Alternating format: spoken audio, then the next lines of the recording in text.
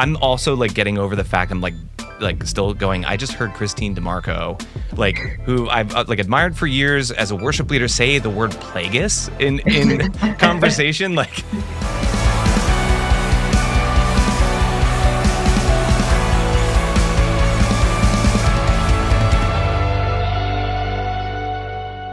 hello there, and welcome to the Rogue Worship Leader Podcast. This is the show where we sit down with worship and tech leaders in the space, and we just hang out and nerd out over everything and anything.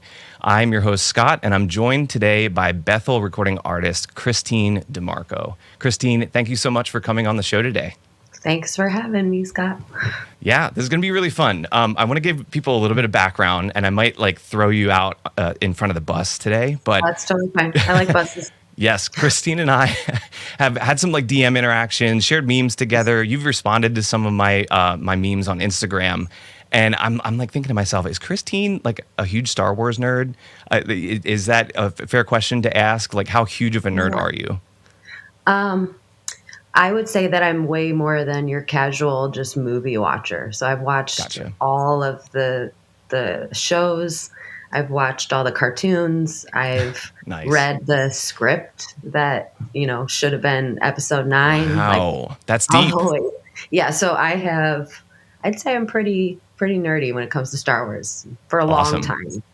No, yeah. That's very cool. Yeah, the whole point of the show, Kristene, and just to, you're my second guest. This is episode 2. We're just getting this started, but just to kind of reiterate to the audience today, this is not a typical worship podcast. We're not aiming to just be another voice in that noise that is, worship podcasts. And they're all great. I say noise not in a bad way. There are definitely some valuable podcasts out there that go aspirational, that go into like the deep chasms of theology and worship and all those things. Yeah. We're going to be super, super like surfacey here, just talking about hanging out, talking about everything and anything we want to.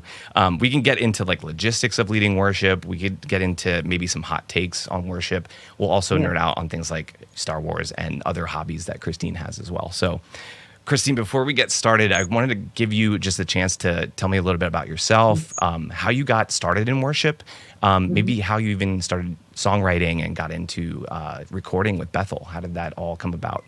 I'm going to try to give you the really short answer of that, but I started learning piano when I was 13 years old. I've always loved singing and I've always loved music. But, when you're 5, you don't really know what that looks like. But I started leading worship when I was 15 years old, and it was a small community church in Niagara Falls, New York, about 5 minutes from the actual waterfall. And it was probably 70 people in the church. And I just, in a small church, when somebody just doesn't show up, they're like, well, you're leading worship today. Yeah. I was the keyboard player and I wasn't supposed to lead, but somebody just got sick. So I ended up singing, and that's how I started leading worship. It wasn't like the call of God came upon me. It was the call of the small church came upon me. And I ended up just continuing to lead. A year later, became the youth worship leader at my church and the associate worship leader at my church. Our worship pastor did not know what I was doing at all. I knew from a young age I wanted to sing, and then I ended up joining the prayer movement right out of high school. So I did a little unconventional turn after high school. I baffled all my high school counselors when they were like, where are you going to college? I'm like, I'm going to pray.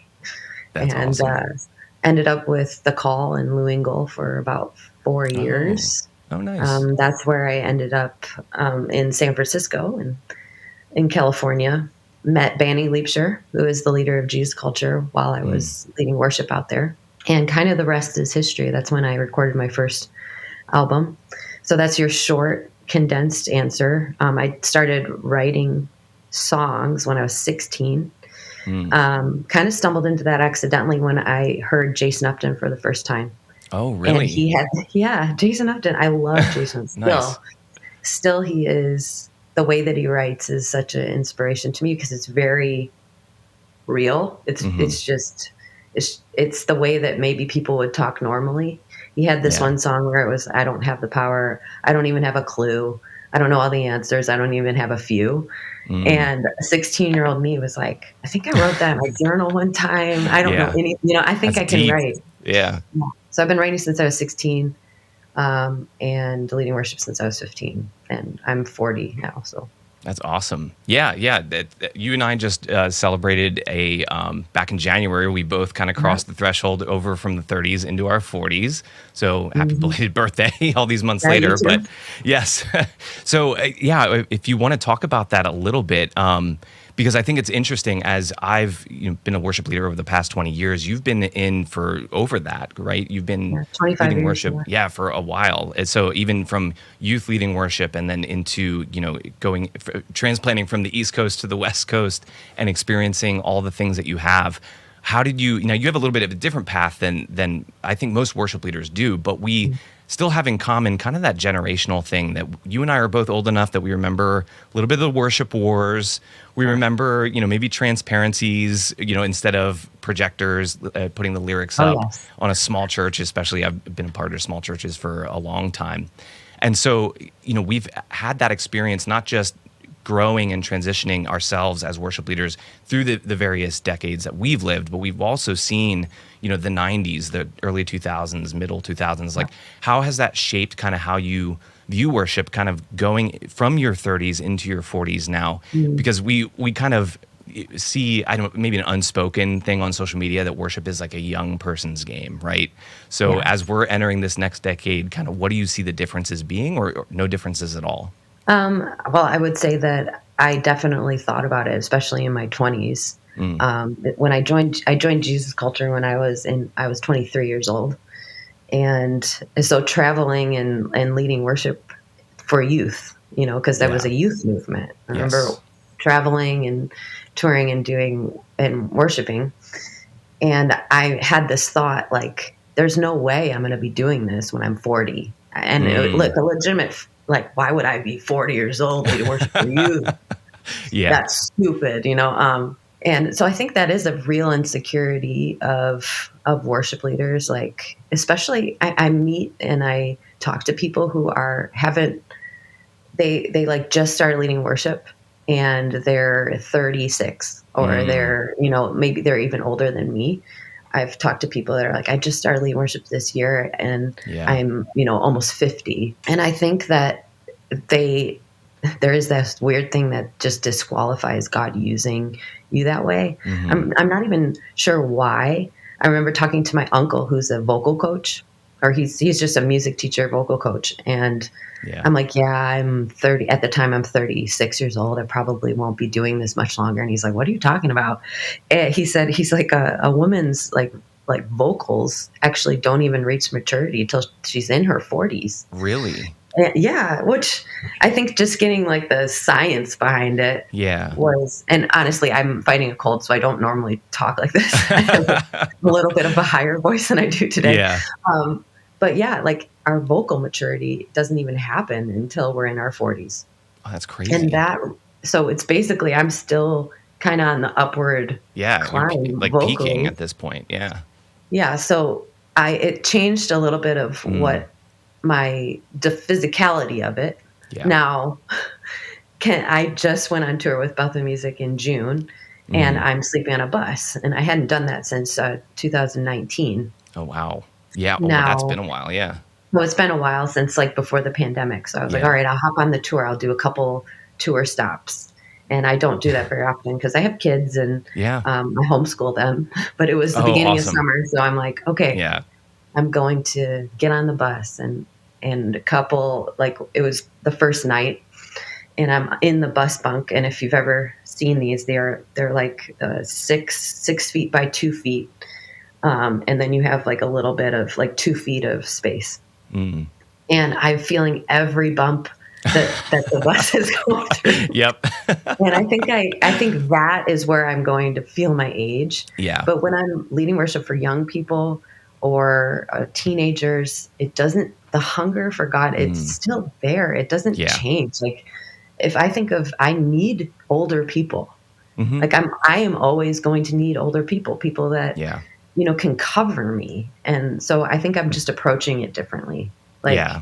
young people and teenagers, when I'm leading them in worship, I'm more of a mom, but it Mm. doesn't mean that I'm irrelevant. I don't think moms ever become irrelevant in people's Oh, lives. yeah. Anyway, No, yeah. that's totally true. I think there's a fear in maybe worship leaders that are kind of approaching that, here come the Mhm. 40s. There's probably a fear of irrelevancy. And I think that you're absolutely right. There is that perception that all the young people are out doing all the big worship things.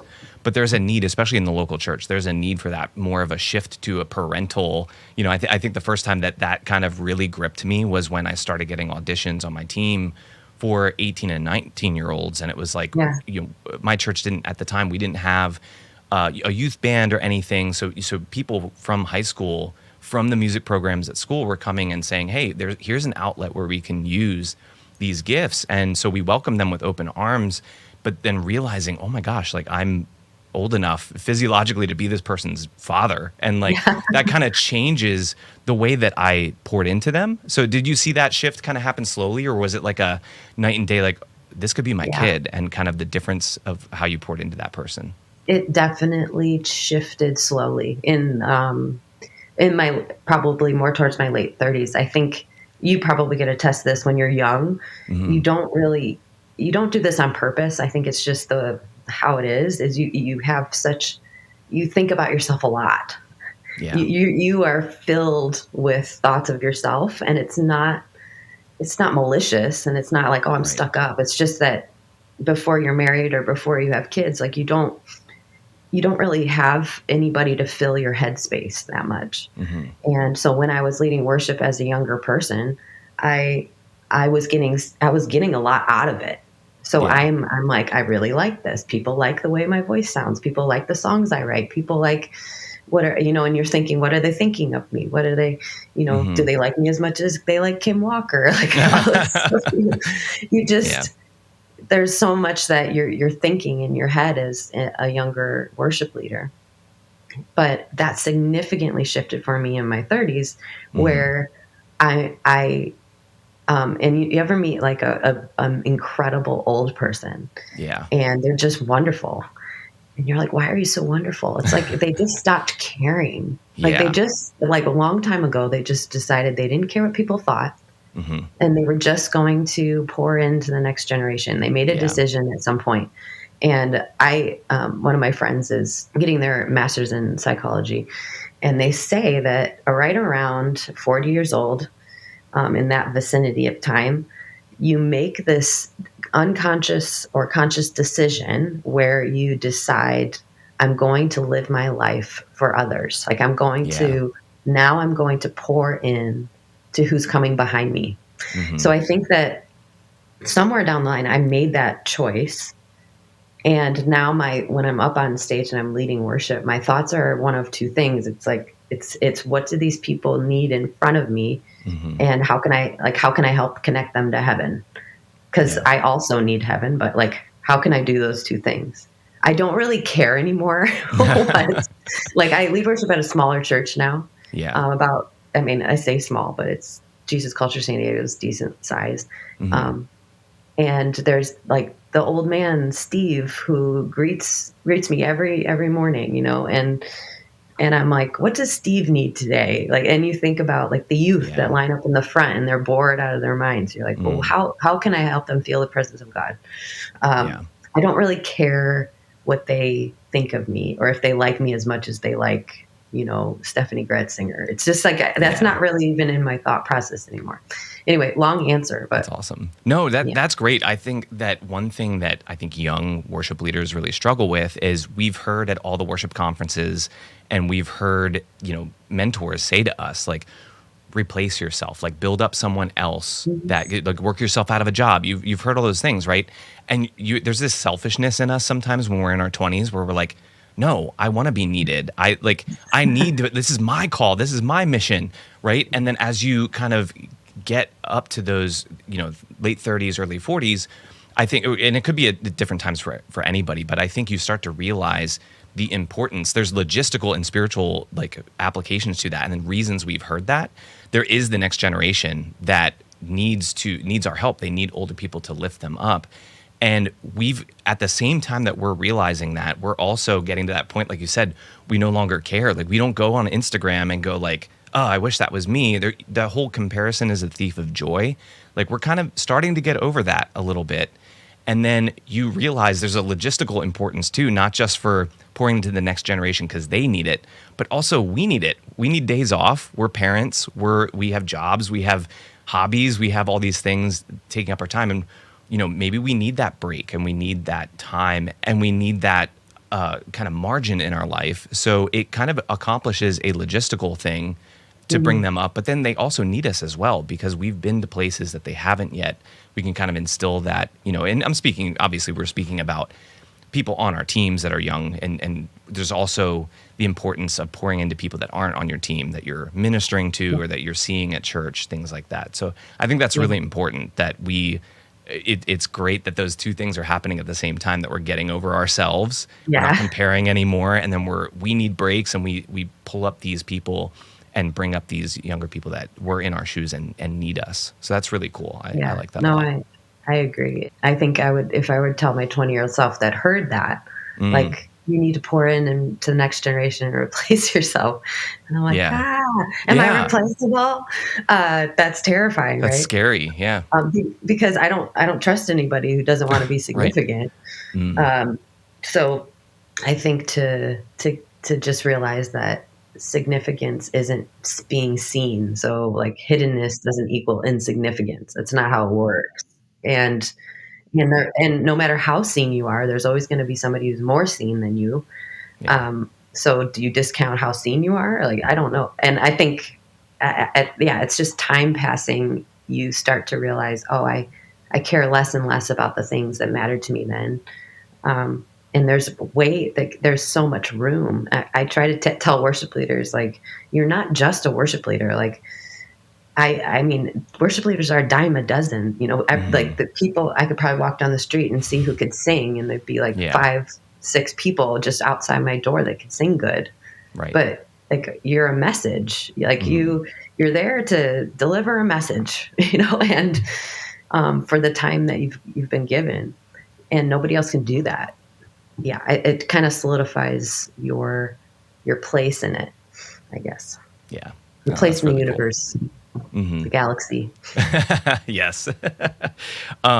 So, Kristene, in light of you and I both kind of being in the worship space, being in this ministry for over 2 decades, we've learned a lot. We've seen a lot.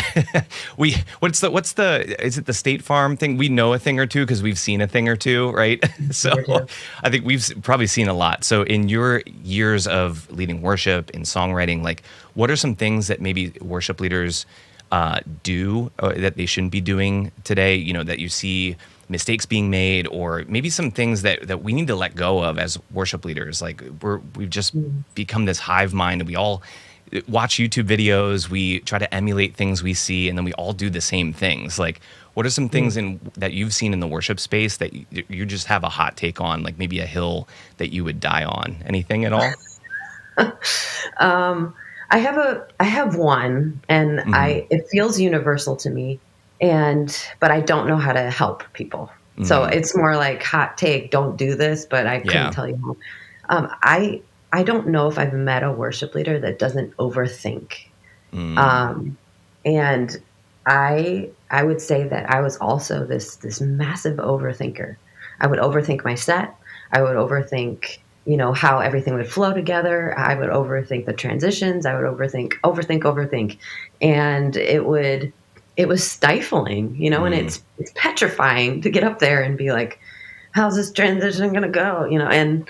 And I understand, like, your pastor doesn't want like a bunch of dead space or anything, but I think, as maybe it's being 40 now, I wasted so much time worrying about these things that just in sincerity just don't matter.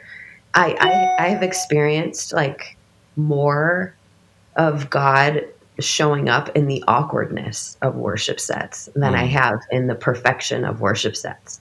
I believe that when we mess up or we stumble over some notes, it just gives us this opportunity to pause and be like, wait a second. are we worshiping a living God, or are we just filling space? Mm. And so I think my hot take would be like, can we stop overthinking every detail of a set, in Mm. particular the transitions between songs, Oh, and what that's interesting. going to be like. Even just this past Sunday, we were we had like this keyboardist who was, the keyboardists, poor keyboardists that have to Yeah. like run all of these Yeah. programs now. Yep. Back in my day, I was leading worship from the keys, and it was Hmm. just keys, like straight hands to keys. That's all you Yeah. did. But now Yep. they're running Click, they're running Ableton or whatever that is, and Yeah. they have like keyboards have 1,000 buttons, and Yeah. so my poor keyboardist is just trying to change the track, and Mm. there's a more of an extended time between songs that was a little Yeah. on the silenter side.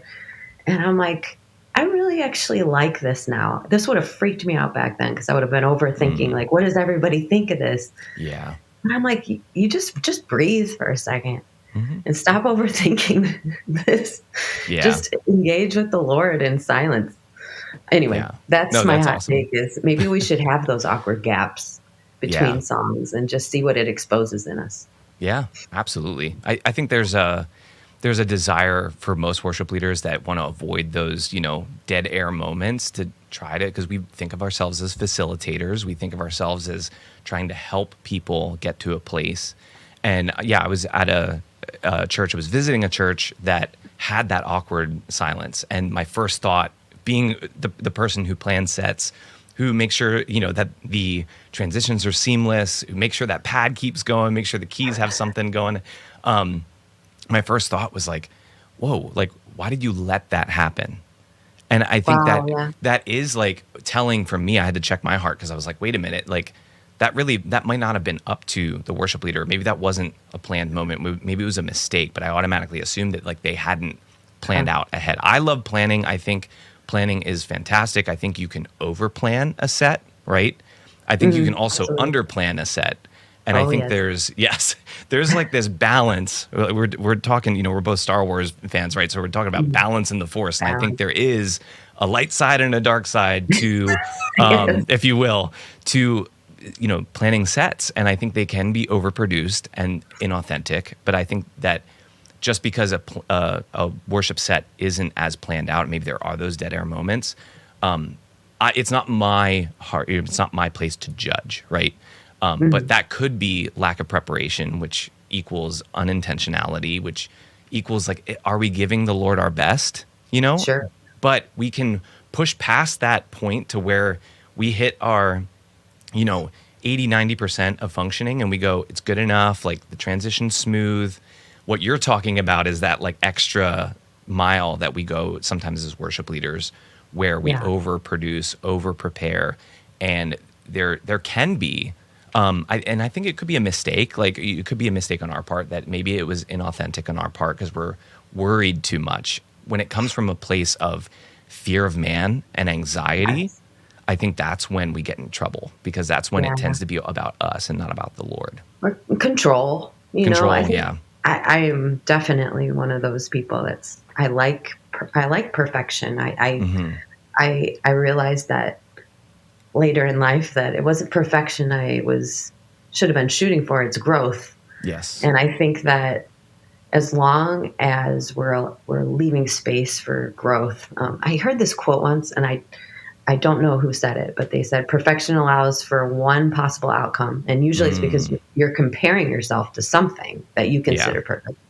But excellence allows for many different outcomes, Yes. and it just feels, to me, excellence can feel like a lot of things, and maybe some of the time it's not what you expected, it's not what you prepared for, Hmm. but it's better, or Yeah. it's just more beautiful, like nature. Nature is just a mess. Hmm. You're like, wow, a tangled mess of nature out there, but Yeah. it's good. Like something about it is just so great and beautiful. And so I say it was a lot of relinquishing control, and I would love to Hmm. see.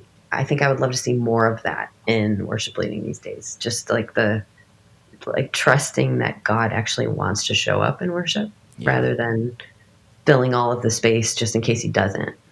Yeah, I love that. I've for a long time have been a real big proponent of mapping out and planning out your service, but I think, like you said, expecting only one outcome, it does two things. It kind of introduces pride and brings our control, like you said, but it also kind of pushes out the Holy Spirit a little bit too, Yeah. where we can plan moments. Like maybe you're not a church that does spontaneity, right? Maybe you're not a church that integrates that, but you can practice those moments on your midweek rehearsal or like with your team and kind of set the expectation that maybe there's a space that you don't have a plan for, but you have a couple possible outcomes, right? Yeah.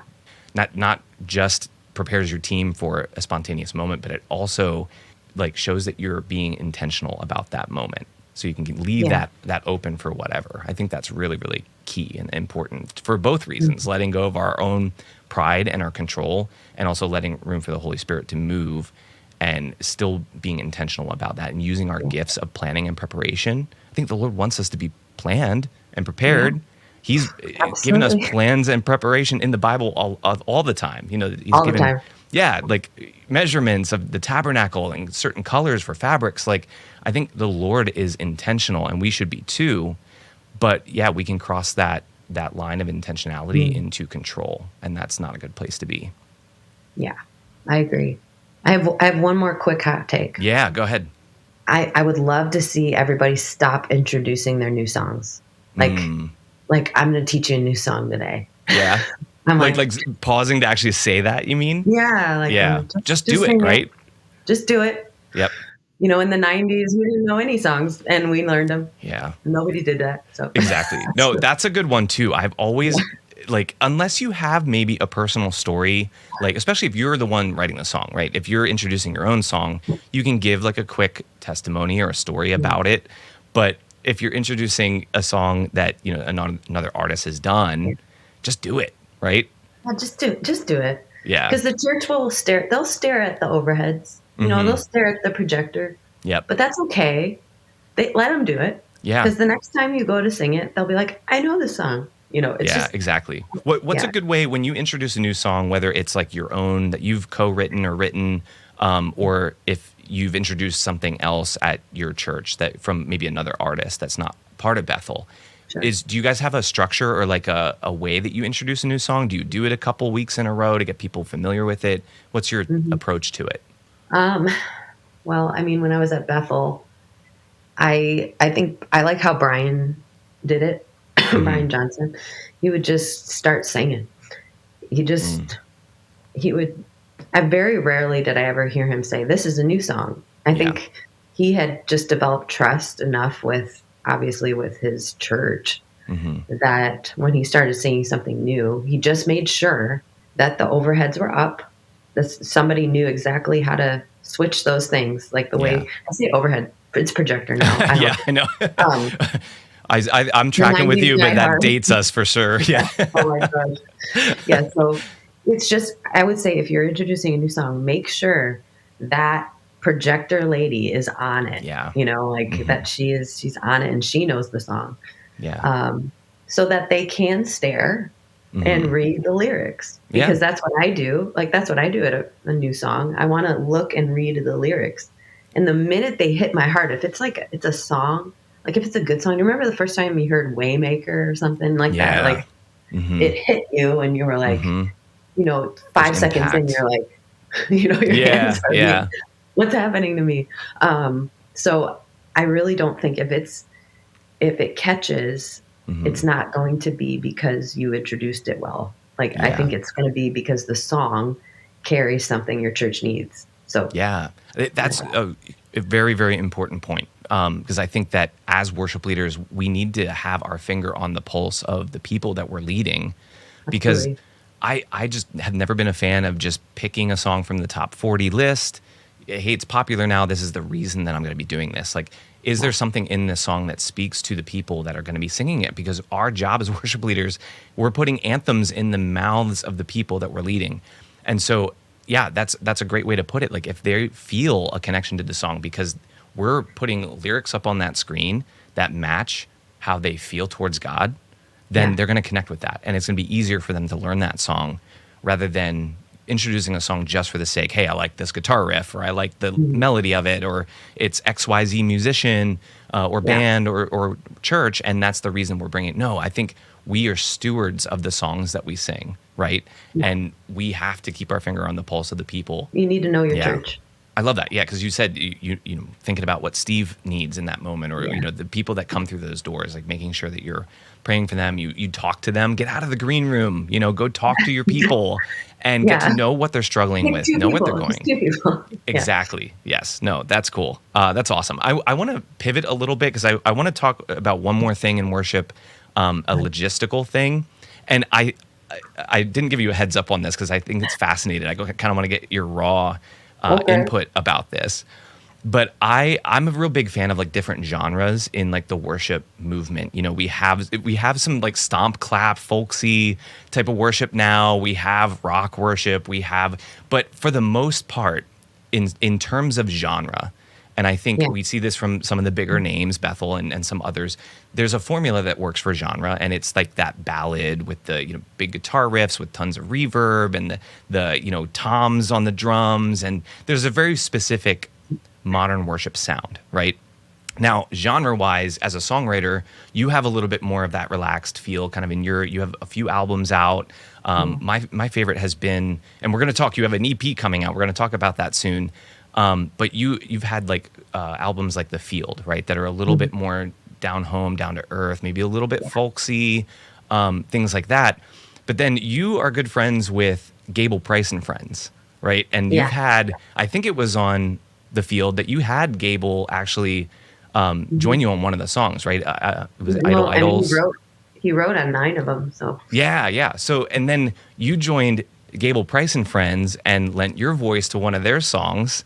Gable Price and you are probably on a little opposite ends of the spectrum as far as genre goes. Like, talk yes. to me a little bit about your relationship with the guys and also like your take on genres. Now, I know they're not worship necessarily, but they have that heavier sound, a little bit more of that rock sound. Yeah. Talk to me about genre a little bit.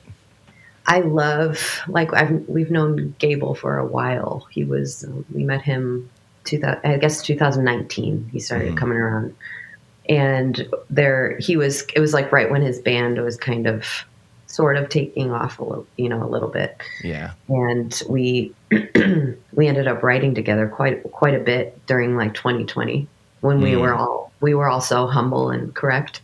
We just were writing a ton. That's where Yeah. My Country came out of, Mm. on one of the writing sessions, and when we were in 2020. And when it comes to genres, like I write the way that I like to listen, I Hmm. guess. Yeah. For me, I love soft folk, lyric heavy Hmm. music. I value lyrics over melody. I know that a lot of Mm. musicians are not that way, and that's Yeah. okay. You know. But Yeah. for me, it's words.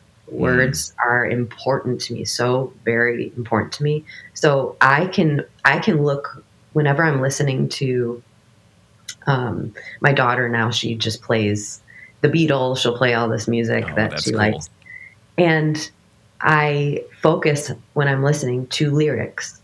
And so something could not be my taste in music Hmm. necessarily, but the lyrics, if they can get me with the lyrics, they have a fan like for Yeah. life. Mm. And I was my daughter. I'm not going to mention this band that Yeah. she's been listening to, but who knows? I don't want to give permission to everybody to listen to Hmm. them, but the lyrics, they were not my style at all. Yeah. Like that, I would say my style. My style is honestly classical Hmm. music, oil paintings, like that kind Yeah. of a thing. Yeah. Um, but the lyrics were getting me so deeply that I'm like, Hmm. I could listen to this all day because of the way that they're portraying something Yeah. so good, like just brilliant lyrics. Gable That's Price is awesome. like that. So Yeah. Gable Price and Friends, Gable's one of the best writers I've come across personally. Just been able to sit in the same room with, That's awesome. and the way because he was like, hey, I want to write this song about maybe we'll get to heaven and realize we're both wrong. And I'm like, oh my gosh, Oh man. that's what I've been trying to say. And Yeah. so when he asked me to be a part of or to help him finish writing the song, and then to sing on a genre that is not me, That was easy because I believed in every word of the song. So That's so I cool. guess when you're talking about genres, I know you're talking about maybe stylistically Yeah. and musically, Yep. but that really doesn't matter to me. And maybe that's unusual. It's the lyrics. I can spot um, like a beautiful song with terrible lyrics. Yeah. I don't care. I'm not going to listen to it. That's awesome. No, that's cool because I've noticed that as well in Gable's music and the band as a whole. I think what drew me to their music was the instrumentation, and that's Yeah, what I'm more or less referring to when it comes to genre. And I grew up kind of before being a worship leader, I was bassist in a punk rock band and things like that. that's And amazing. I think so like the kids like me that grew up in that late '90s, early 2000s, that kind of grunge, off the beaten path Christian punk rock and alt rock phase, find something really valuable in Gable's music. But then you're right, like all of a sudden it's this, and no offense to Gable at all, but it's like Wow. to have that kind of music and that kind of presence, and then all of a sudden like you realize he's this brilliant lyricist. You're just like, Mm, that's awesome to see those two things melded together. And it's like yes. it's almost like finding a church that has just like killer music and it's just fantastic, and then it also has really deep Yeah. theologically sound doctrine in the Yeah. word too. It's just like, Yeah. why don't those things exist? So for Mm, me, being the former punk rocker, that I would love worship music to explore different genres, and I think yeah. that's kind of what I'm getting at. Like, can No, I hear you. I hear you. yeah. Like, what do you think about that? Like, could we see, Mm, maybe not in church as, every single song, but could we see maybe branching out in genres and doing some like mhm, more alt rock heavy worship that isn't, because the church needs faster music that mhm. isn't just Phil Wickham or Brandon Yeah. Lake. I mean, love those guys, love those songs, but we need like, faster, more praiseworthy Sure. music. And Yeah. we still need those ballads too, but could it be like a jazz instead of Yeah. folk or something? So what do you think about that? What does the church need more genres? I think so. I think notoriously the church changes very slowly. Um, we can see that in CCLI charts. How Yeah. great is our God is still top. I mean, and that was Yeah. written when I was a child. So Hmm. I think, but the church has experienced genre like I don't even know if that's a word. Right. It is now. It has experienced genre shifts Yeah. when it comes to worship music over the past century. So we're not singing the same as we sung, 100 years ago, and we're Hmm. not singing the same as we sung in the 90s. Like we're Yeah. not. It's not the same. So there has been a pretty massive genre shift in the Yeah. church. I'd say probably in the past 10, 15 years. Hmm. Now, will that shift again? Probably. It probably will shift again. It's Yeah. probably going to take almost a couple more decades Yeah. because the church tends to shift slowly. People get scared about change, Yeah. especially when it comes to music. Like I remember stories of the first drum set being Yep. introduced to a church. Yep. People were like, "The devil's here," Yeah. and Yeah. so I think we can start to see change in that way, but it's going to change so much slower than you would see Yeah. like it shift in the general music culture of the planet. Yeah. For sure. I would particularly love to see people be okay again with like the quieter songs Hmm. because I feel like that was such a mark of the 90s, which was like Lord, you are more precious than silver, you're more Mm. costly than gold. I mean, there wasn't any drum fills in that. There was just Right. really, it was like piano led, and what a beautiful song that was. And Yeah. I feel like we're uncomfortable with those kind of songs now. Right. We get a little awkward about it.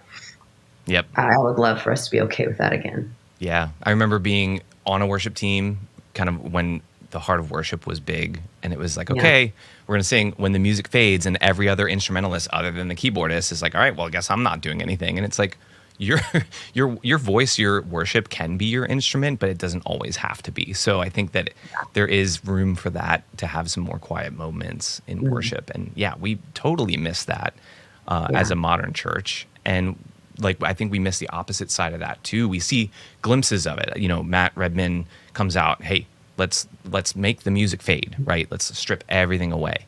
And it didn't quite catch on, right? We've seen, you were part of Jesus culture back in like the mid Yeah. to late 2000s. We saw a little bit more like upbeat rock focused music, in those eras as well, that didn't quite catch on. So yeah, it's just about, we see those fringes, but I don't think we see anything stick like Yeah. really mainstream, which is why we get like a lot of ballads and things like that. But it's not bad. It definitely has a distinct style to it now. It does. And when we're replicating creatures Yeah. in general. So we get inspired and then we replicate. Yep. And then that's not bad, but I think that it takes some guts to, Mm-hmm. for example, like the song Soul I, Mm-hmm. um, it doesn't make sense to sing it in church according to, like the lyric, like Yeah. what your normal churchgoer can handle lyrically. Yes. Yeah. But for some reason, somebody out there was like, who cares? Yeah. And they wrote the song, Ben Hastings wrote the Mm-hmm. song, and then somebody led it in church, Yeah. and people were like, as their faces are melting off, they're like, why is this working? Right. So it just takes some risk. It takes like Yes. somebody just saying like, why not this song? Like, why not try it? That's a good point too. I think you can take risks as songwriters, as artists who are putting the music out and these anthems out for people to grab onto and bring to their Yeah. local churches. But I think there's also something to be said for if you're a local church worship leader and you have all the dad rockers that played in bands in the 70s and that's the style of music you want. Take a song and make it that style, or if you are more of a jazzy, artsy, gospel focused church, like take, maybe a song that is heavier or, faster beat, Phil Wickham type of stuff, and bring it down to that, or I say bring it down, not in a bad way, but like bring it to that level. I think that Yeah. we have artistic license as even local musicians and artists as well. Like we're not out there influencing Yeah. CCM as a whole, but we're able to still influence our church culture, our local church. And so I think you can play into your strengths too and take those risks with a song that's already out there that maybe you want to adapt to either the skill level of your and genre level of your team, but also maybe like what your church enjoys, like what can help them be a better Absolutely. vehicle to getting to the King, because that's the ultimate goal. But there are different styles and colors and flavors of vehicles out there. And I don't think there's any wrong way to do that, to approach the throne. It depends on your church, what your Yeah. church is willing to engage with, and because I think for my church personally, it's a Jesus culture church, so they're pretty open to pretty much anything. Mm-hmm. But if I go in there with, we're doing 5 electrics today, Yeah. Yeah.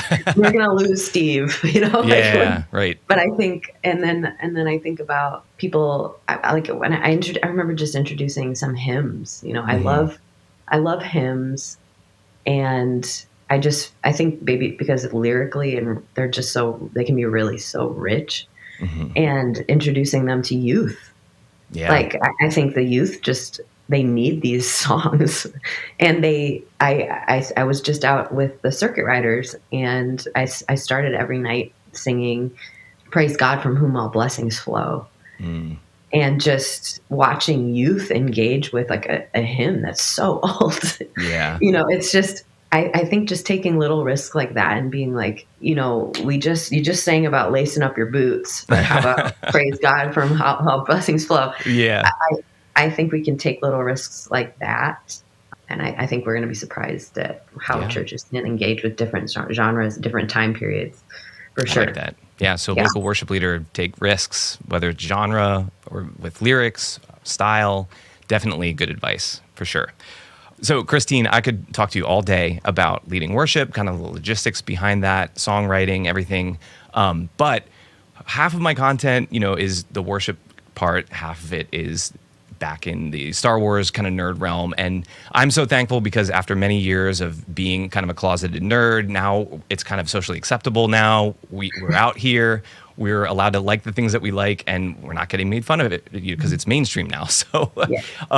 but I've had some interactions with you on Instagram. I think I memed you once or twice, and then we've shared some things back and forth about Star Wars memes and stuff like that. And I was actually really surprised to learn that you are, like you said at the beginning of this episode, a little bit more than your average just Star Wars enjoyer, watcher. You're actually pretty big into it, right? Yes, absolutely. Is it just you? Is it a family thing? No, me and my husband. So Yeah? I'd say that I would like to say that I'm probably a bigger Star Wars nerd than he is. Really? And I've beat him on a few quizzes, so I think I can say that. Oh, nice. But yeah, my dad introduced me to Star Wars when I was little. Cool. The first 3. Yeah. So, you and I are of the same, cut from the same generational cloth. Mm-hmm. So are you a bigger fan of the original trilogy or the newer stuff that's coming out? I'd say they have their own charm, like they just, I'd say that probably I would be a bigger fan of the older stuff. Yeah. I started getting into Star Wars right when episode 1 came out. Yeah. All the prequels started coming out. Yep. So my dad sat me down and we watched, episode 4, 5, and 6. And that's cool. I loved it. There was like a magic to like just thinking about, flying off into this galaxy and having the galaxy at your fingertips. There'd be times I would dream like that, like space travel is possible. And yeah. I'd wake up and be like, oh shoot, we've only been to the moon, and so I think it's probably nostalgia that like I would probably go back to 4, 5, and 6 as my favorites. I mean, it's just like Darth Vader, and then the first time you realize that Darth Vader was his father, and so that would have to be the nostalgia for me, specifically Return of the Jedi. Yeah, awesome. That was my absolute favorite movie. Yes, yeah, because that was my favorite too, and that was actually, and I wonder if it was the same for you.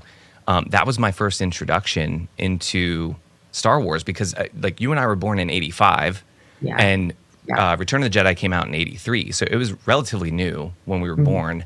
And then by that point, all the things were spoiled.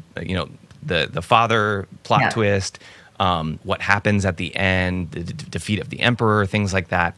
And so you had all the toys, video games, comic books, whatever. So we were kind of spoiled. Was that how it was for you as well, or did your dad take you through and properly introduce you at A New Hope? No, he definitely properly introduced me to it because I remember being like shocked that Darth Vader was Luke's father. Yeah. I'm like, oh my God, his father. He just chopped his arm off, so that was baffled. Like that was crazy to me. And then I love that you got to experience it that way. That's cool. And so I very much, it was controversial. Like the prequels I know like weren't like super well received in the 90s, but like I loved the prequels. I had a hard time with Anakin. Like, I guess he can act like that, but right. But I loved the backstory of Darth Vader because how did he end up this way? And I just I just loved the backstory. But the nuance of the politics of Star Wars, where it starts to unpack like, the Jedi Council and what actually caused the fall of the Jedi and them to go into hiding and you're like, oh man, it feels like maybe a good real life warning, of power and the trappings of power and how I remember watching like the Chancellor get emergency powers and you're like, no, this is how democracy dies, with Padme. So when like when they were planning on the 9, like, or 7, 8, and 9 coming out, right. In my head, I was a little bit like, well, I'm excited because I love Star Wars so much. And I watched like all the Clone Wars episodes and that's so cool. The Rebels and all of that. Nice. But I'm like, what are we going to do? Like, right. Because the Emperor's defeated. Well, yeah. So I was a little disappointed with the last 3, to be honest. I think a true Star Wars fan would be. Right. But yeah, that's the long answer to your question. No, absolutely. I hear what you're saying about the prequels. Like I was actually a little bit hesitant about the prequels because I thought it was going to be the continuation of what happened after Return of the Jedi, because Luke Skywalker was my favorite character at the time. Yeah. I was like, I want to know more. I want to see more. And it probably could have worked. I mean, Mark Hamill wasn't that old at the time. Yeah. He probably could have, they probably could have continued that story. So I was a little disappointed that it was going backwards. Prequel. Right. But like you said, there's nuance that's being told there where I started to appreciate it for what it was, because it wasn't just, a backstory. It was taking someone who was painted as pure evil, Yeah. just this was the ultimate bad guy, Darth Vader. And he was menacing back in the 70s and 80s. I mean, just the embodiment of evil. And then you give him this, like, really, you humanize him, give him this, like, really sad, tragic backstory of how he fell. And it was just, to avoid the whole youth pastor cliche of just, like, taking Star Wars and making it, about Christianity. But it is, like, how sin can get a hold of us. And it is, like, how that darkness can take over and Fear. and fear. Exactly. Fear was the root of all that. And so it's not just this black and white good and evil. There's a battle being had in these stories that reflect real life, that are these nuances of just like, these were people, and they were taken by an ideology and about, and from a viewpoint that was just turned them that way. They weren't just born evil. So I thought that was neat that we got to see that nuance. And then by the time Force Awakens came out in 2015, I started my family. I have 3 kids. And so they weren't old enough yet to take them to the theater, but I was like, this is great. Like, I get to introduce them to Star Wars. And there's this, reawakening, of Star Wars fandom because of these new movies coming out. And I had been waiting since 99 is when episode 1 came out. I've been waiting for this. What had happened after Return of the Jedi? So I felt that disappointment a little bit too, because it didn't quite go the route that I hoped it to go. So because we had the brilliance, to be honest. Like, I mean, Clone Wars was kind of like there was a lot of filler in there. Yeah. But just the explanation of like where did the clones come from, and like, I mean, it was just beautifully. I think it was beautifully done, the series, and Ahsoka Tano and all these characters. That she's my favorite Jedi. Nice. By far. Like, awesome. And this unpacking of what happened, between Attack of the Clones and Revenge of the Sith. Like, there was so much that took place there that, because it felt like all of a sudden he's evil, or, and the clones, and I don't know. I needed that piece. Yeah. But so when The Force Awakens came out, I actually really liked the first 2. Yeah. I was in it. And I was ready, and I loved Leia coming back. I loved Han Solo. I loved, I was so sad when he died, but it made, history has to repeat itself a little bit. And then, and then when Luke, when she's handing him the lightsaber, and then in the beginning of the second one, he just throws it over his shoulder. I'm like, that's Luke. He's such a whiner, and you realize like he's still the character you love. And even the way that he died, I was like, that feels good, even though I would have loved him in the third one. Yeah. The third one was so disappointing to me that I was like, I feel like we could have done this like so much better. And I couldn't quite shake the feeling of, why is this so unsatisfying?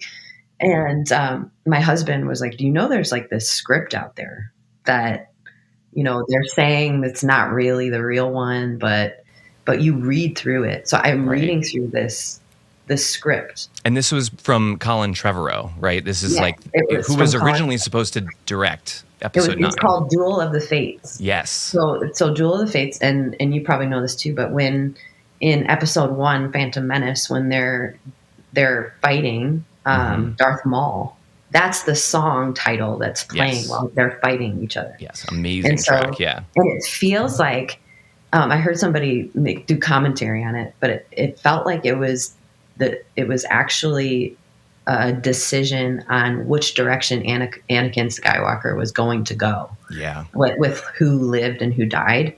Right. And because Obi-Wan lived and Qui-Gon Jinn died, it was the father figure that died. So he was now trained by the brother figure. And that's so good. Yeah. So it's like, it just kind of sealed Anakin's fate right there. So when I saw the title to the, number 9 as Duel of the Fates, I'm like, this is it. So I start reading through the script word for word. It took me 2 hours to read through the That script. is hardcore. I love that. This is how hardcore I am. But I'm reading through the script and my mind is being blown by how good it is. Like Ben Solo goes dark and he doesn't, he's going dark. Like he goes and he meets with like Plagueis is a trainer, like his trainer, like the guy that trained Plagueis. And he basically absorbs this being's life force and takes all of his power and then like kills him. And then so now he's ultimate evil, right? It's really dark. Like it starts like, and I'm like, maybe that's why Disney just was like, nah, it's too dark. All the kids are gonna be scared. Yeah. But I'm like, I felt like we needed a true villain, and it felt lazy to me to bring Palpatine back, and it felt almost like dishonoring of what Anakin did. Right. Yes. Right. And I could go on, but the whole script, the thing that stood out to me the most, to be honest. So in the script, Rey and Poe kind of have this like relationship. Poe, the Dameron, the pilot. Yep, the pilot, yeah. And she's fighting it because Jedi can't have attachments, right? Yeah, and she had the books from the temple. She knew, the hardcore beliefs. Yep. Yeah, they're hardcore beliefs, and Jedi can't have attachments because blah, blah, blah, blah, like what happened in the past. And Leia steps in. I love Leia. She's my favorite. Leia steps in and she's like, why are you listening to this stuff written by old men thousands of years ago? Like, she's like, I loved and I didn't turn to the dark side. She's like, I didn't hate when, this was ripped from me or this was taken away from me. She's like, the Jedi's job is to balance the Force, to hold both dark and light inside themselves and balance it. And I'm like, my mind is being blown. I'm like, oh my gosh, that's right. The Jedi's job is to balance. Yes. It's always been to balance, not get rid of the dark. It's always been to balance it. Anyway, my mind was blown. That's amazing. And eventually like Ben Solo, he gets defeated, but not in the way you'd expect. Like, he ends up coming back at the very end, like a Darth Vader. Yeah. Anyway. I could go on and on, and I probably talk too much. No, this is fantastic. I love that because not very many people know about that script. Not very many people have read into it, and there's probably political reasons. Not politics as in like U.S. politics, but there's probably reasons that Colin never got to see that vision come to life. And I think there is some sadness in Disney, I don't want to bash Disney, but like they are a corporation and they are doing what's going to make the most money. I mean, it's a business decision. And I think you're right. Like anytime there's nuance like that, or there's not a clear good versus evil, bad guy gets beaten, happily ever after story, that doesn't, make as much money for Disney. And maybe it would have appeased the hardcore Star Wars fans. Right. Because there are those of us who are intrigued by the balance aspect of the Force that we never get to really see, because it's always, how can there be balance if just evil is always defeated and good always reigns? That's not balance. And then there's also Star Wars fans that are real big into like the whole, the whole gray Jedi kind of storyline. And there's a whole bunch of stuff in like the expanded universe that's no longer canon that is also very nuanced. And you're right, like Clone Wars as a cartoon, as a series, like did a fantastic job of showing nuance, even to kids. Oh my goodness. Like that proved that like you can do it, and there are lessons to be learned, and there's good things to both entertain you and like teach you, but you don't have to be afraid of that. But I just think it's such a risk to do that. And then you wind up with like, just in the end, the almighty dollar prevails, and you have to do what's Yeah. going to do the best commercially. So I I know. don't know. It's unfortunate, but I love that you were like that deep into the kind of like lore surrounding this, what could have been, what Mhm. episode 9 could have been. You're real big into like the political and the nuance of the Clone Wars as a series and Rebels, which kind of expanded upon that. Yeah. What, in light of that, like, what do you think about the other things that Disney is doing with Star Wars, like The Mm. Mandalorian, Ahsoka, Book of Boba Fett? Have you watched any of Yeah. those shows? I watched all of them. Nice. I would say, I might have some controversial thoughts on that, but like Yeah. I Give them to me. obviously Andor is the best. Yes. I was a little unsure how I'd feel about Andor because specifically because there's not a lot of like Jedi or Force or anything Right. in that, which to me is the soul of Star Wars is the Jedi Hmm. and the Force, and anything else is just like a space odyssey. Yeah. But the way that they unpacked the rise of the Empire, and I'm Yeah. like, it just So good. how sinister it was, like how careful it had to be, Yeah. the planning, and it just detailed how Palpatine, came to power and how Yeah. the Senate was like spoofed or baffled by it. Anyway, it was fantastic, very well Hmm. done, and I don't think anything has come close. But I Yeah. really loved the Obi-Wan series. Yeah. And this Not is very many people do. not very many people do, but I felt like the way that they portrayed Darth Vader and his Hmm. relationship with Darth Vader Yeah. or Anakin, Yep. I felt like there's pieces in there that just needed to happen, Yeah. where he was kind of like, "Oh, my friend's gone," and he was like able to let him go, and Yeah. it kind of tied back to in A New Hope, where and Darth is like, "The last time we met, I Yep. was gonna," you're like, "Wait, when did you meet?" Yes. So it Yep. kind of unpacked that. I thought that was brilliant. But it Hmm. also, like when Darth Vader's walking through that town and he starts just breaking people's Yes. necks, you're like, Yes. oh, it increased the evil that Yes. he really stepped into. Right. Not that killing younglings wasn't evil, but it just Right. really solidified his character for me. I Yeah. also thought that the child Leia was brilliant. I Mm. mean, I felt in some ways that I was looking at like Leia. I felt like I was watching Yeah. Leia. She was just as kind of irritating sometimes, and um, so I thought that gave brilliant characterization of how maybe Obi-Wan and Leia could have had some type of relationship. Yeah. Um, That's cool. I that love that too. Another hot take is the Acolyte. Hmm. I Yeah. was actually hoping that would unpack for me Yes. all the holes I saw in episode 9. Like, Yeah. what's a dyad in the Force? Like, Right. what? Yes. Why are we able to like give life force and take life force? I Yeah. felt like I felt like Acolyte was going to answer those questions for me. Hmm. And then even at the end, when you see like Plagueis at the end, Yeah. I'm like, here we go. Like now we're gonna see, you know, no, I guess we'll never know. But I really liked how that was starting to unpack those questions that I had. And Yeah. maybe I was like, maybe we're going to walk into something that will make me be okay with episode 9, Yeah. and I don't know if Yeah. we'll ever That's what have we.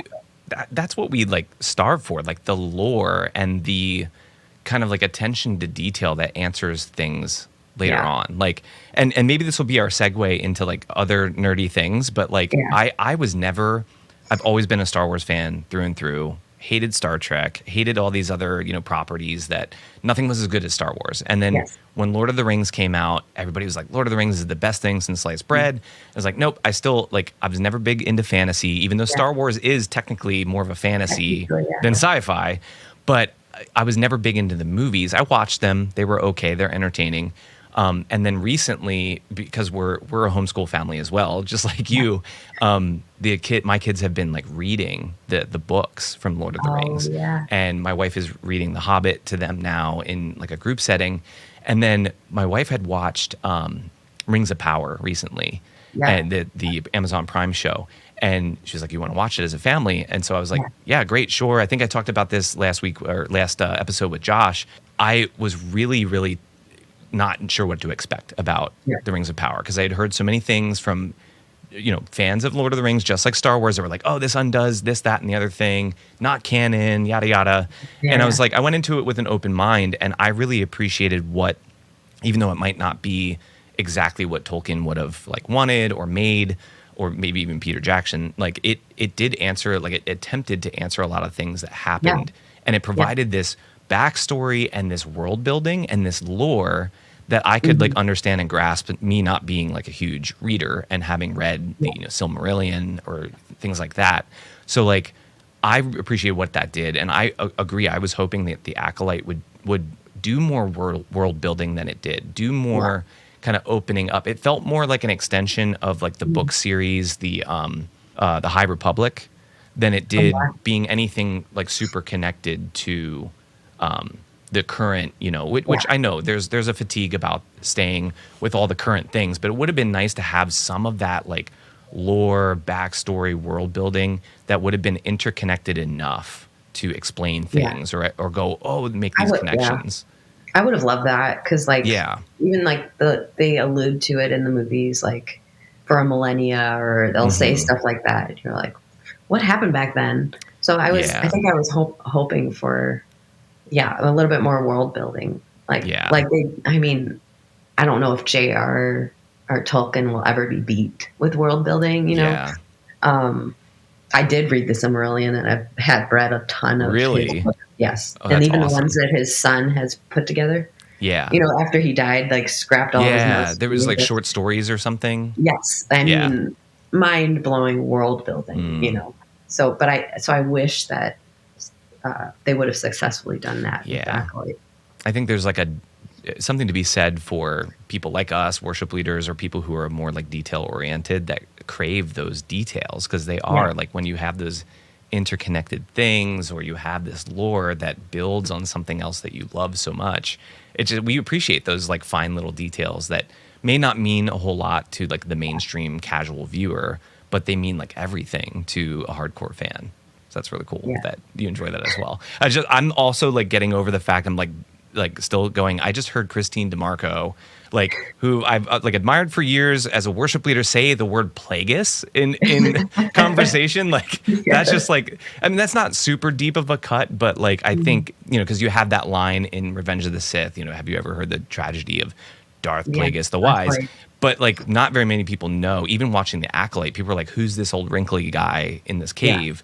And it's like to understand who he is and his impact on Palpatine and the rest. Like he was so influential, but they kind of took with Acolyte, they took that and made it like, oh, Palpatine like learned this whole, this whole thing, creating life from these other people, and he didn't like learn it himself, Yeah. So what did you think about that? Yeah. Do you think that kind of cheapened what Plagueis's kind of contribution to the whole entire story has been? I don't think he's ever been unpacked properly. I mean, if like just from what Palpatine was saying in Revenge of the Sith, you're like, what? Like, tell us more about this guy and what happened to him. I think historically he was killed by Palpatine. Yeah. But that feels like such a story that somebody has to tell. Yeah. And even with like the Lost Script by Colin, I felt like he started to unpack that, like where was Plagueis trained, and even bringing that in to the lore of Star Wars would have been brilliant, right? Because and you think about it, like even the Force beings, that come into, you start to see them in like the Clone Wars, the Force beings, like there's dark Force beings, there's light Force beings, and the fact that Plagueis was trained by a dark Force being. Yeah. I mean, that going back to that would have been just absolutely brilliant. Because we got a really robust like world building of the Republic and of the Jedi. Yeah, and we did. Everything was just so secret with the Sith, and it's like it would have been nice to explore that side of it, to again going back to maintaining balance, like seeing both sides of the equation. So I think those details would have been really nice to see. That's why episode 9 was so crazy, because all of a sudden you're like in this world and there's thousands of Sith. Like, where did they come from? What's Exegol? I thought there was only 2. Like, and it's just, there was no real world building there. Yeah. There's always two Yoda, like always two. Yep. Well, that was their perception of it. And it was That was like, their perception of it. But how is yeah, this? How is this happening under the radar? Like, right. it feels like an impossibility, and Yeah. there's not enough unpacking of it. No, for sure. So I could dive deep. We're going long, and I'm so sorry. Yeah. We can talk to No, you that more and means more this is about. fun, right? Yes, no, this is absolutely fun. I'm having a blast talking about this with you. But I do want to like pivot and talk to you about, because obviously Star Wars is huge in our lives because we're big fans, and kind of you meet that criteria of kind of what my page is all about, is worship leaders who are just like, or worship team members, tech team members who are just into Star Wars and fun things. Yeah. But a lot of times we do have other passions outside of maybe these, these properties that entertain us, or like the ministries that we're a part of. Is there anything else that you're just a giant nerd about that no one would, so I'm surprised to hear Kristene DiMarco say Plagueis, on a podcast. What's something that would shock people to learn that you're also like pretty passionate about?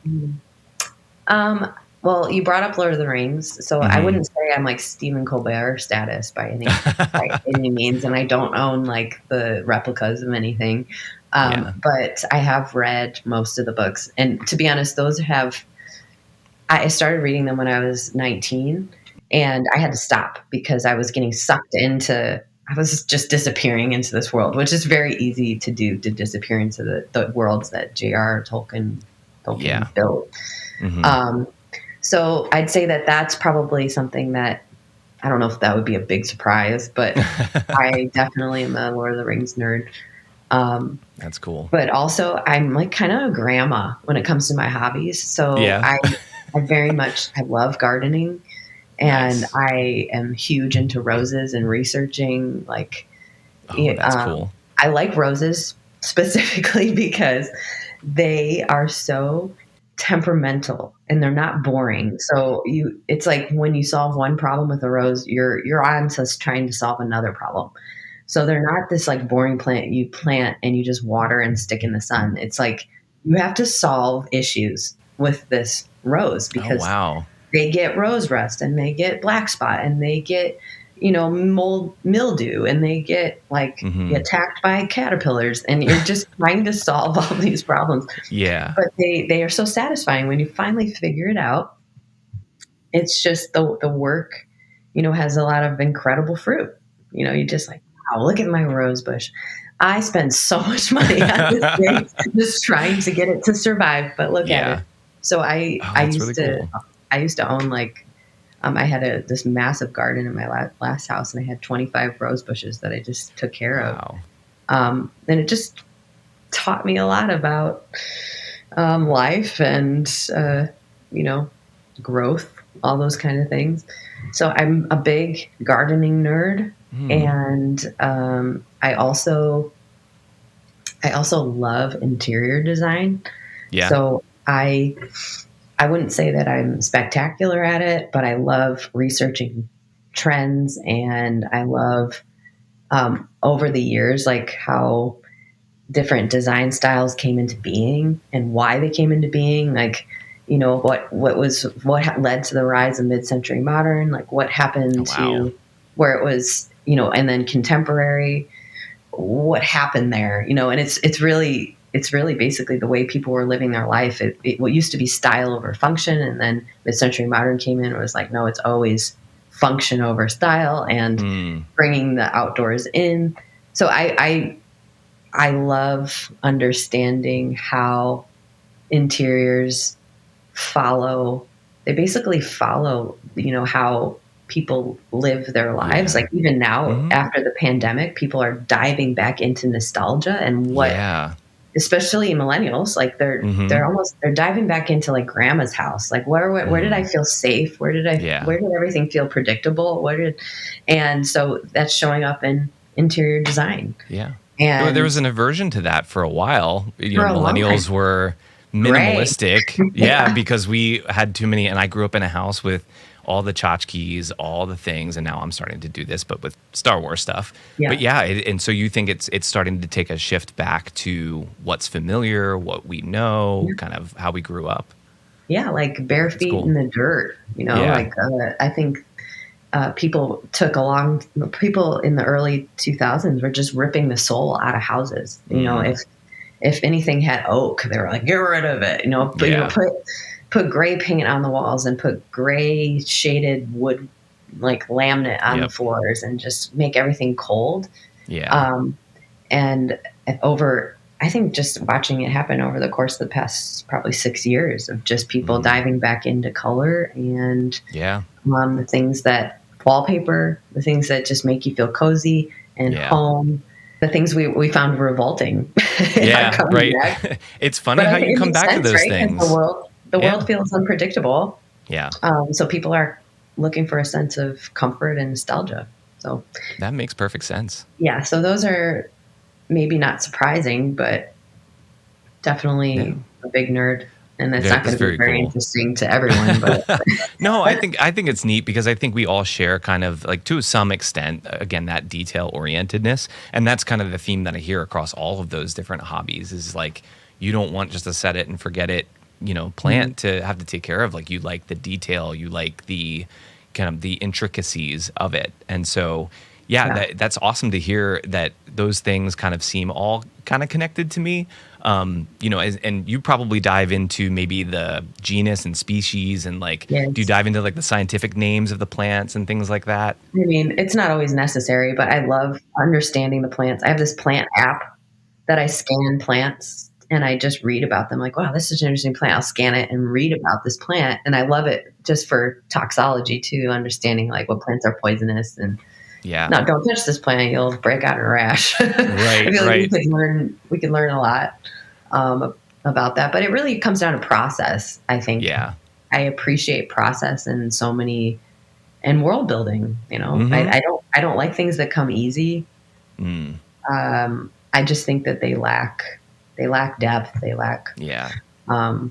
story. So maybe Yeah. that's my attachment to the storytelling of how we live our lives and the I love spaces that. we're in. Yeah. No, that's good. And you probably, like me, have a lot of just useless, well, we say useless knowledge, but it is useful in some cases, but you probably have a head full of just detail about a Yeah, lot of these different things. And it's I it's do. And enjoyable. it would be useless for Yeah. the most part in life. For sure. Do you get a But I love chance to practice your interior desigin anywhere? Like, do you get to help friends out with it or it. maybe Yeah. help design at church or anything like that? What are your No, I outlets have. there? I actually just helped a friend. She just redid her living room. So it's like she gives, they have, some people have large budgets, some people have small budgets, but I just don't feel like a Yeah. budget should limit. I think Hmm. you will either spend money or time when you're designing a space. And a lot of people just don't like spending time, so they're going to spend money. Yeah. But I'm like, listen, if you're just patient, there's you have antique stores surrounding you, you have thrift stores surrounding you. If you just take the time to find pieces instead of furnishing with a snap of a finger, you're Yeah. going to create a more lived in space that Hmm. feels like you rather than like the catalog, of our house or something. Yeah. So I am a big proponent, or is that the right word? But I love antiquing and like Mm. slowly building a space Yeah. because you spend a lot less money that way. Um, and I've found crazy things at the thrift store. Yeah. You would love the area that I live in because we have like the antique capital of Oh, Pennsylvania, geez. and we have That would all be the Amish amazing. furniture and all that kind of stuff from Lancaster County. So it Yes. is really cool. And I think, not always to take everything back to Star Wars, but I think there's something intriguing about having a space that feels lived in and used. And that's Mhm. what Star Wars did with its aesthetic, making things worn Yes. and kind of used and Yeah. abused. And there's a charm and a character to that I like really appreciate too aesthetically. So it's cool to see that you're into that, both in what you Oh, yeah. kind of entertain yourself with, but also kind of in the other aspects of your Yeah, hobbies, it like should have a the interior story. design. Like things Yeah. should have a story. They shouldn't just be like, I went out to West Elm and bought this. Like they should have life and stories. All right. So speaking of storytelling, Kristene, you're a fantastic lyricist and songwriter, and by the time this airs, you will have had a new EP that just came out October 3rd. Do you want to tell us a little bit about that? Yeah, it's called Memorandum, and it To be honest, it started with just like one song, which is the song for my children that came out first as a single. Mm-hmm. And I would say that my previous project, The Field, I wrote it with this vision of like, I want to change people's minds. I want to change the world. I want to get people thinking differently about things. This project in particular, it felt like, okay, so now when I tried to change the world, God ended up changing me. Oh, wow. And it was a deep inner work that happened rather than what I thought would happen. And I think we tend, maybe this is just getting older again, coming back to that, is we tend to think about how our lives are going to impact the nations and Yeah. impact thousands and stadiums, but we somehow forget the the circle that we live in every single day and how much that matters. So memorandum is this, I mean, obviously it comes from the word, it's memorandum is memo is short for memorandum, but Right. it's a record made for future use is the definition. So it's a record or like a written record made for Yeah. future use. And it's like, without saying, oh, it's what I would leave behind because I'm so old, but it's what have I learned that was worth remembering?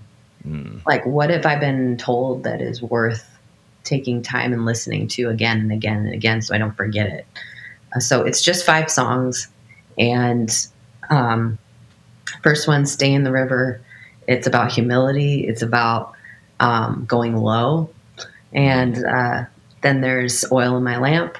It's about, obviously spending time with the Lord, cultivating that culture inside of you. Then there's Letter to Doubt and Unbelief, and it's kind of a breakup song of like, listen, I'm done with you. And it's a letter to doubt and unbelief. It's like I'm finished with you, and I'm not coming back. And here's why. And then there's Factor God In, and it's basically like, hey, remember when you're going through things in life to factor God into the equation. Like, don't forget about him. Yeah. Don't try to do things on your own. Like, factor him into every aspect of your life. Yeah. So Good. it's just these basic lessons that I need to hear over and over again, and I assume that people would need to hear over and over again. And Song for My Children is, hey, you probably won't see the impact of your life, but don't hold back. Like, you're not going to see your greatest impact. Your greatest impact is going to be in the generations that come after you, and you're not going to be there to see it. But make sure you don't hold anything back. Like, make sure you give everything you can to your kids. Make sure that you pour out into your grandkids. Make sure that generations that come after you are impacted by your life, even if you don't see it. Yeah. I love that. The album's not out yet as the time of this recording, but I did get a chance to listen to the single that you released, and I thought it was fantastic. Musically, I thought the songwriting was great, and it is very impactful, especially as someone who is a parent as well. And a worship leader. We often see our influence being on the stage and being in our churches and being in whatever platform God has given us to be a good steward of that. But we cannot forget that our biggest influence is at home.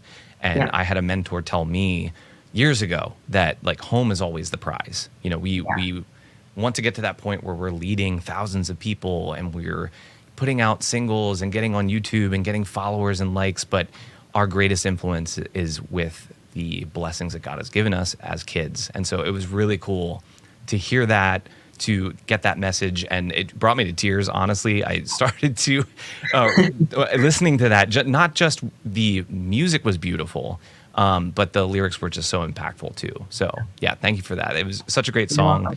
I can't wait to hear the rest of the album for sure. The EP, I guess I should say. Just EP. First one. Yeah. How was that different for you, like writing an EP versus writing a full-blown record? Like, was it just shorter, or did you have spend more time with it, more intentional? It was less intentional, to be honest. I felt like my projects prior, it was just like a lot of intention. This one it wasn't that it was just whoops, it was it was a collection of songs I had written over the past year. Okay. And kind of handpicked by my A&R guy. He's like, there's something on these songs. What do you think about, putting them together for an EP? Yeah. And I haven't done that before. I've just written for a project. So as these songs started coming together, I'm like, I don't know if there's a theme here. Like, there's no theme running through these songs, blah, blah, blah. And I couldn't just pick one for the title. Right. And I'm like, I don't want to, that just shouldn't be the title. That shouldn't be the title. So I had to really sit with these songs and be like, what connects these? And then when it hit me that, these are things that I would want to repeat to myself over and over again. Remember to go low. Don't be afraid of going low. Remember, break up with fear and doubt. Like, factor God into your life. It's the remembering. It's what are the things worth remembering? Yeah. These nuggets of wisdom that you have to kind of cling to. That's really cool. Yeah. It's like, it's short and sweet. Yeah. There's so much noise and there's so much that you could listen to, and people release music constantly, and I think I as an artist, you're like, why would I do this anymore? And I remember telling somebody before I released Where His Light Was, they're like, what do you want this album to do? And I'm like, I just want it to meet everybo's expectations. That came out of my mouth. Oh my goodness. He's like, dear God, that's never going to happen.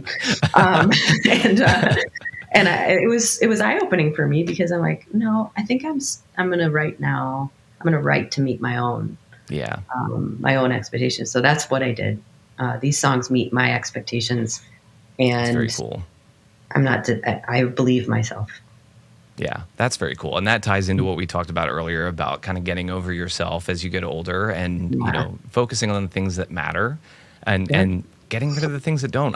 I love that. It's fantastic. I encourage everybody to check out Memorandum. I think the first track sounds amazing that you've released. I saw you also shared some bits and pieces on social media as well, just you and a piano. And so I wanted to ask you too, because you do have the piano background. Did you record the piano on this EP, or was that somebody else? It was my good friend Desi, and I play the piano to write, but I shouldn't play it to record. Oh, okay. I wondered if you still we most of the time see you microphone in hand and not behind a piano. So I wasn't sure if that was something that was still passion of yours or just for the songwriting. I love the piano, but with the way that people need the piano to be these days, I was like, not for me. It's not for me. There's something cool though, sitting at the piano in your house, like just kind of like tinkering around, writing a song. Like, what kind of piano do you play on? Is it upright? It's humongous. Yeah, it's a Kurtzman from 1906. Wow. And it's like a magic piano. Yeah. We have never had it tuned we got it in 2010. We've never had it tuned. It just stays in tune, and we've moved a bunch of different places. It has such a rich, full sound, and it was made in Buffalo, New York, where I'm from. Close by where you grew up. But we found it in Reading. Somebody was just selling it. And I'm like, this is Buffalo, New York. It was just crazy. But I'll never get rid of that piano. A lot of songs have been written on that. But yeah, it's good to see on your social media. Thank you for sharing your story and your lyrics there, and as well in this EP. So we're looking forward to hearing more of it. Looking forward to sharing. Awesome. All right. Well, Kristene, thank you so much for being on the show today. You've been great. We should do this again sometime. I agree. Thank you so much for your time. Thank you for having me. Have a good one, and may the force be with you.